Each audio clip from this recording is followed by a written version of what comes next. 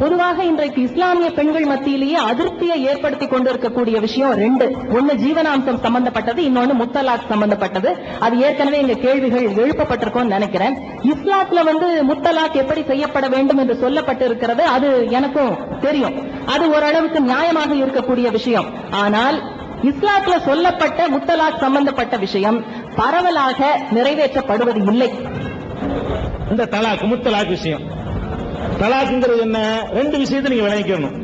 அதாவது முதல்ல தலாக்கு என்பது அது ஏதோ இருக்குது இருந்துட்டு போட்டு நினைக்க கூடாது. சரியான நேர்மையான பார்வையில் உள்ளவர்களாக இருந்தால் விவாகரத்து என்பதை லேசாக்குவதற்கு எல்லாரும் பாடுபடணும். தலாக்கு என்பது, விவாகம் என்பது எளிதாக ரத்து செய்யப்படக்கூடியதாக இருந்தால்தான் அது நாட்டுக்கு சமுதாயத்திற்கு நல்லது. முதல் நீங்க விளங்கிக்கணும்.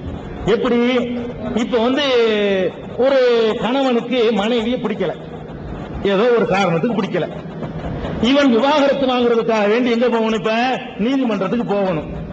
நீதிமன்றத்தில் மனு செய்து அதுக்கு செலவு பண்ணி வழக்கு நடத்தணும்.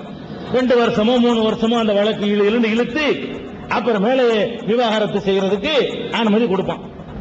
இல்லைன்னு சொன்னாலும் சொல்லிடுவான். அதுக்குரிய காரணத்தை, ஒழுங்கான காரணம் இல்லைன்னு சொன்னாலும் சொல்லுவான்.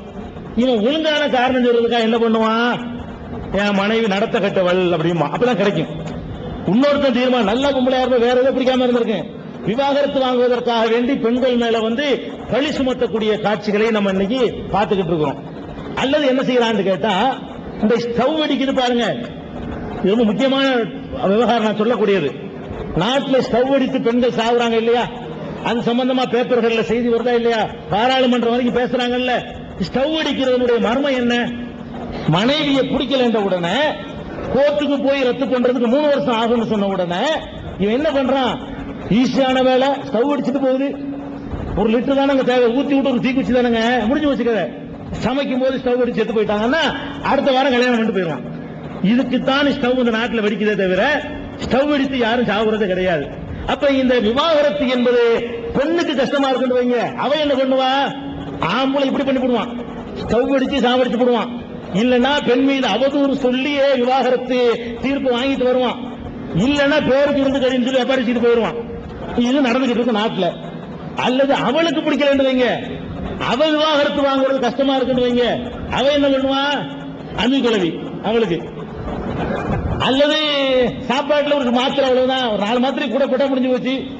அது எத்தனை வீடுகள்ல படிக்கிறோமே, திடீர்னு படுத்தாரு காலில காணாம, அதெல்லாம் இயற்கை மாறணும், எல்லாம் இயற்கை நினைக்கிறீங்களா நீங்க? கண்டிப்பா கிடையாது. இயற்கை எப்படி ஸ்டவ் அடிப்பது எல்லாம் ஸ்டவ் அடிப்பது இல்லையோ, திடகாத்திரமா இருந்து படுத்து காலையில பணமாகறான்னு சொன்னா எல்லாம் அப்படிப்பட்டது இல்லை. அது என்னமோ இருக்கும். அதுல பாதியோ ஒரு 75% வேறு மாதிரியான இருக்கு. 1-2 வெளியே தெரிஞ்சு போயிடுது. இதெல்லாம் நல்லா படுத்திருப்போம், காலையில ஆளு எந்திரிக்க மாட்டான். ஏன், இவங்கிட்ட ஆண்மை இருக்காது. அவனுக்கு கல்யாணம் பண்ணி வச்சிருவீங்க, கல்லானாலும் கணவன், புள்ளானாலும் புருஷன்பீங்க. அவளுக்கு ஆசை உணர்ச்சிகள்லாம் இருக்குது. விவாகரத்தை கஷ்டமாக்கி வச்சிருக்கிறீங்க. வாடா இன்னைக்கு முடிஞ்சு நான் முடிஞ்சு வச்சுக்காத, முடிச்சிடறாளா, நறுத்து வரைக்கும் நடக்க சில பகுதிகள் பேப்பர்ல போடுறான், தமாசு மாதிரி எழுதிட்டு போடுறான் செய்தியை. அப்ப அதாவது இதெல்லாம் நடக்கக்கூடாதுன்னு சொன்னா ஆணாகட்டும் பெண்ணாகட்டும், பிடிக்கலன்னா ஒதுங்கிட்டு போங்கடா.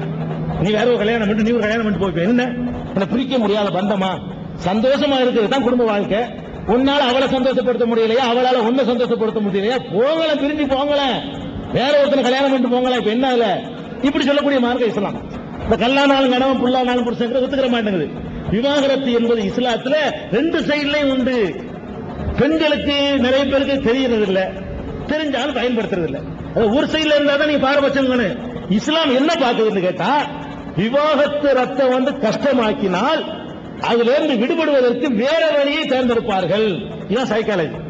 விவாகத்தை ரத்து செய்யறதை கஷ்டமாக்கினா கொலை தான் பண்ணுவான்.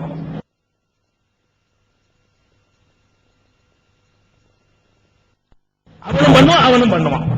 அவன் கோர்ட்ல என்ன செய்வான் தெரியுமா, ஏதோ ஒண்ணு பிடிக்காம இருக்கு, இவன் போடிங்க ஆம்பளை இல்லைங்கன்றான். அப்பதான் விவாகரத்துக்கு தீர்ப்பு கிடைக்கும். அப்ப இன்னொருத்தன் பொண்ணு கொடுக்க மாட்டான், வேற ஒரு பொண்ணு இவனுக்கு கிடைக்கும். இவன் நடத்த கட்ட வேண்டுவான், அவன் ஆண்மையற்ற வேண்டுவான்.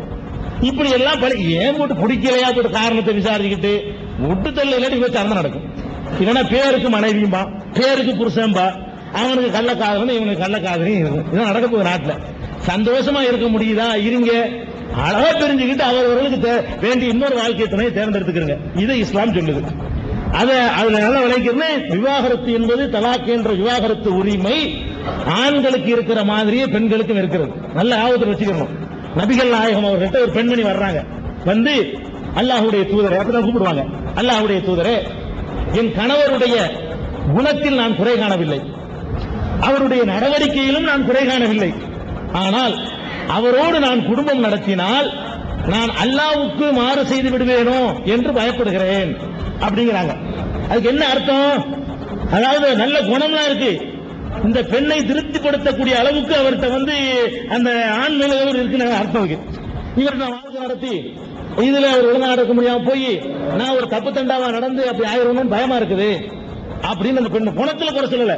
என் புருஷன் அழகான குணம் உள்ளவர், ஆனால் அவரோட நான் வாழ்க்கை நடத்தினா நான் வந்து கெட்டு போயிருவோம் போல இருக்கு அப்படின்னு சொல்றாங்க.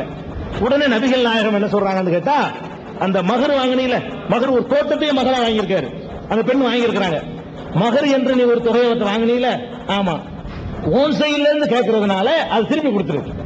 திருப்பி கொடுத்துடுறேன், அதுக்கு மேல வேண்டாலும் கொடுக்குறேன் அப்படிங்குது அந்த அம்மா. திருப்பி கொடுத்துருன்னு சொல்லி இந்த திருமணம் ரத்து செய்யப்படுகிறேன்னு முடிச்சுட்டாங்க, ஜட்ஜ்மெண்ட் பண்ணிட்டாங்க. அப்ப திருமணத்தை வந்து இவங்க மகர் வாங்கினாங்க இல்ல, அதை திருப்பி கொடுத்துட்டு அப்பவே ரத்து செய்து விடுவது, எந்த காரணத்தையும் விரிவா விசாரிக்கவே இல்லை, உடனே ரத்து செய்யறாங்க. இது நபிகள் நாயகம் அவர்கள் வழங்கிய தீர்ப்பு. அந்த அடிப்படையில் விவாகரத்து என்பது இப்படி லேசாக இருக்கணும். அது மாதிரி ஆண்களுக்கும் நீ வந்து விவாகரத்து, ஆண்களுக்கு என்ன பண்ணுதுன்னா இவங்க கொஞ்சம் கோபம் அதிகமா உள்ளவன் சுபாவத்திலேயே, அதனால இவன் வந்து அவசரப்பட்டு சொல்லிட்டு உணருவான். கும்புல அவசரப்பட்டு முடிச்சுக்கிறேன்னு சொல்ல மாட்டான். அதனால அவளுக்கு 3 சான்ஸ் கொடுக்கல. இவனுக்கு என்ன பண்ணிருக்கு இஸ்லாம்னு கேட்டா, எப்படியாவது என்ன பாதிப்பு பெண்களுக்கு தான், அவசரப்பட்டு தலாக்குன்றுவான், மறுபடியும் சேர்ந்து வாழ்வது நினைக்குவான். அதனால ஒரு 3 டைம் கொடுக்குது இஸ்லாம். எப்படி 3 டைம் கொடுக்குது? முதல்ல என்ன செய்யணும்னு கேட்டா, அவளுக்கு வந்து அதுல நிறைய விஷயங்கள் இருக்கு. தலாக்கு சூரத்துல் பக்ரா 2வது அத்தியாயத்துல விவாகரத்தை பற்றி குர்ஆன் வசனம் வரிசையா சொல்லிட்டு இருக்குது. தம்பதிகளுக்கு மத்தியிலே ஒரு குழப்பம், பிரச்சனை, பூசல் ஏற்படுமானால் அது என்ன செய்யுங்க? முதல்ல உடனே வந்து அந்த 2 பேரை விட்டுட்டு 3வது ஒரு ஆளை அனுப்பி பேசுங்க, அவர்கள் பேசி அவர்களுக்கு அறிவுரை சொல்லட்டும். அதுக்கப்புறம் கொஞ்ச நாளைக்கு தற்காலிகமா பிரிஞ்சுக்கிறீங்க, படுக்கையிலிருந்து விலகுங்கள்னா தற்காலிகமாக குடும்ப வாழ்க்கையில் ஈடுபடாம பிரிஞ்சுக்கிறீங்க. அப்ப ஒருத்தருடைய தேவை ஒருத்தருக்கு விளங்கும். அதுக்கு பிறகு உங்களுடைய அந்த கசப்பு நீங்களே என்று சொன்னா நீங்க என்ன செய்யுங்க? விவாகரத்து பண்ணிக்கிறீங்க. அப்படி விவாகரத்து 3 டைம் பண்ண சொல்லி இஸ்லாம். ஒரே தடவை தலாக் தலாக் தலாக்னு சொன்னாலும் அது ஊர் தலாக்கு தான் இஸ்லாத்துல. ஊர் தடவை விவாகரத்து பண்ணிட்டான். இது மாதிரி இன்னும் 2 சான்ஸ் அவனுக்கு இருக்கு. விவாகரத்துன்னு சொன்ன பிறகு திரும்ப சேர்ந்து வாழ்றாருன்னா சேர்ந்து வாழ்ந்து கொள்ளலாம். அப்புறம் ஒரு தடவை கொஞ்ச நாளைக்கு பிறகு விவாகரத்து பண்றேங்கிறான், அப்புறம் சேர்ந்து வாழ நினைச்சா சேர்ந்து வாழ்ந்து கொள்ளலாம். அதுக்கப்புறம் கொஞ்ச நாளைக்கு பிறகு சேர்ந்து வாழ நினைக்கிறான், சேர்ந்து வாழ்ந்து கொள்ளலாம். 3வது தடவை சொல்லிட்டாலும் சேர்ந்து வாழ முடியாது. இவ்வளவுதான் இஸ்லாம் சொல்லக்கூடியது. இதுல எந்த வகையிலையும் பெண்களுக்கு கொடுமை நீங்க சொல்ல முடியாது. நான் சொல்லக்கூடிய ஒரே கேள்வி என்னன்னா, சரி இப்படி ஒரு விவாகரத்தை வேணாம், எடுத்துருவோம். இந்த ஸ்டவ் அடிக்கிறத எப்படி தடுப்பீங்க? இந்த நறுக்கையை எப்படி தடுப்பீங்க? இந்த விஷத்தை வச்சு கொள்றதை எப்படி தடுப்பீங்க? அம்மிக்கிழமையை போட்டு கொள்றதை எப்படி தடுப்பீங்க? விவாகரத்து பண்ணாமலே அந்த பொண்ணை வச்சுக்கிட்டு, பொண்டாட்டின்னு பேருக்கு வச்சுக்கிட்டு, சின்ன வீடு வச்சுக்கிட்டு அக்கிரமம் பண்றான், அதை எப்படி தடுப்பீங்க? மூடியாடி ஒரு போடா, 2 பேரும் வேற வாழ்க்கை தேர்ந்தெடுக்கலாம்ல. இது என்ன பிரிக்க முடியாத பந்தமா? இது நீங்களா என்ன அண்ணன் தம்பி மாதிரி, அப்பே மக மாதிரியான உறவா இது? அவ யார நீ யாரோ சேர்ந்தீங்க சந்தோஷமா இருக்கிறதுக்கு, சந்தோஷமா இருக்க முடியல போங்கள, இப்படி சொல்லுது இஸ்லாம். அதனால இந்த ஸ்டவ் அடிக்கிற மரணங்கள் வந்து தடுக்கப்படணும்னு சொன்னா விவாகத்தை யாரு செய்யறாங்களோ அவர்களே ரத்து செய்யட்டும். விவாகம் செய்யும் போது நீதிமன்றத்தில் போய் நாங்க அனுமதி கேட்டு பண்றது இல்ல, ரத்து செய்யற அதிகாரம் அவங்க கையில இருக்கட்டும்.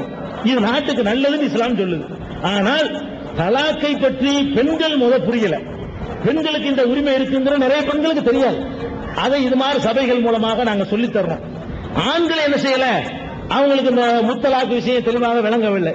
இது மாதிரி சபைகள் மூலமாக, வேற அவைகள் மூலமாக இப்ப கொஞ்சம் விழிப்புணர்ச்சி அடைந்து கொண்டு வருகிறார்கள். இதுதான் தலாக்குடைய விவகாரம்.